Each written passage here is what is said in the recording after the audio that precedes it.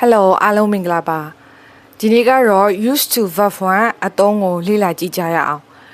used to verb 1ကိုဘယ်နေရာမှာသုံးရမလဲဆိုတော့အတိတ်တုန်းကလှုပ်လေလှုပ်ထားရှိတဲ့အရာအတိတ်တုန်းကအလေးအထားကိုဖော်ပြချင်တဲ့အခါမှာ used to verb 1ကိုအသုံးပြုပါတယ်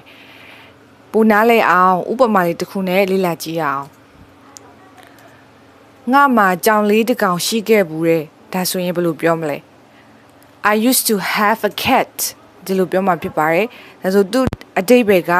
အရင်တုန်းကကြောင်ရှိခဲ့ဘူးလေဒါပေမဲ့အခုမရှိတော့ဘူးဆိုတော့အတိတ်ပဲဖြစ်ပါတယ်ဆိုရင်ပုံနားလိုက်တော့အောင်နောက်ထပ်ဥပမာလေးတွေထပ်လေ့လာကြည့်ရအောင်တော့အတူတူစဉ်းစားကြည့်ကြရအောင်ပထမတစ်ခုဆိုရင်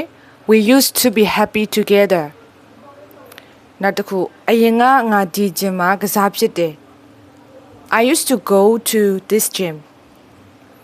ငါဒီမှာနေတော့ငါဒီစားတောက်ဆိုင်မှာစားလေးရှိခဲ့တယ်။ I used to eat at this restaurant when I was here ဒီလိုမျိုးအသုံးပြုမှာဖြစ်ပါတယ်။ဒါဆိုရင်လေ့ကျင့်ကြည့်တဲ့အနေနဲ့